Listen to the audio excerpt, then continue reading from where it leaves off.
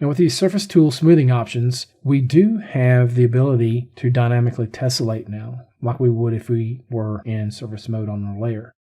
So I'm going to use a large brush, and I'm going to hold down the Shift key with extra detail selected.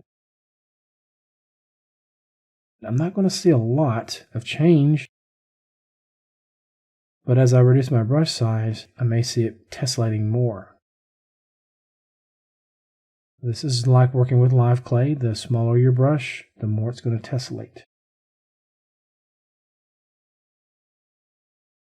One caveat to mention here is you are going to lose this dynamic tessellation if you switch back to voxel mode by switching to a voxel brush, or if you hit the Enter key. However, if you have done some work among the surface tools and you're now ready to stay in surface mode, you can switch your layer to surface mode and it will keep all of this dynamic tessellation, and it will also record all the depth information on your selected layer. But once more, if you hit the Enter key, it's going to clear that information. So keep that in mind. I showed in another video one way that you can get around that problem is to go ahead and switch to surface mode. That way you keep all this information, you keep the dynamic tessellation, and if you need to go back to voxel mode at any point, you can create a duplicate. And with that duplicate, you can switch to voxel mode, do your work, and then go back to your original surface layer and use the reproject tool to reproject any changes you made in voxel mode back to the surface mesh. The other method is to increase the resolution on your voxel layer sufficiently so that it keeps any detail that you have, but you will lose any dynamic tessellation that you have created, and you will lose any sculpt layer information. So watch as I switch to the build brush. I should also mention, when you switch from surface tools to voxel brushes on a very dense mesh like this, it can take a few seconds for it to revoxelize and have you ready to resume working. However, the switch from voxel brushes to surface brushes is immediate. There is no pause.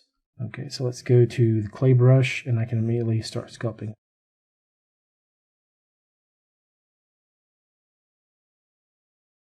Okay, so go back to the build brush.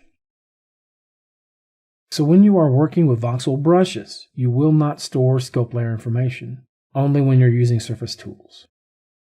Let's go back to the clay brush. I'll turn wireframe off for the moment. We have reduction. Let's go ahead and demonstrate that quickly. So turn that back on and choose reduce. Hold down the Shift key. Okay, we can see how that works. We can also decimate. So it's going to try and leave enough polygons to keep this crease here, but everything else where it's more flat, it's going to leave me with a lighter polygonal distribution. So let's hold down the Shift key and turn wireframe off. Again, if I want to keep all that information, I need to go ahead and switch to surface mode.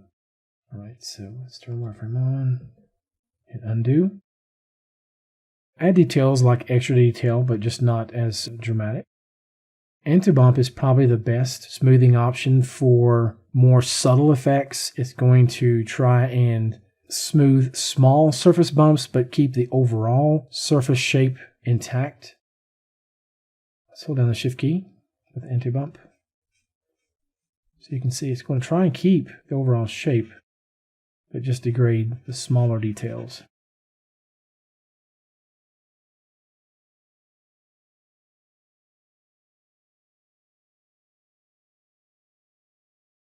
And you may want to use this fairly often when you get into the intermediate and more advanced stage of sculpting.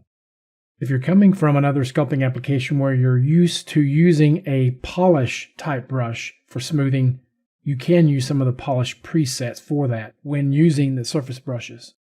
Scrape is very similar in voxel mode.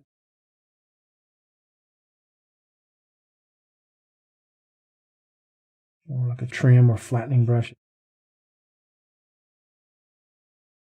Turn on the soft scrape.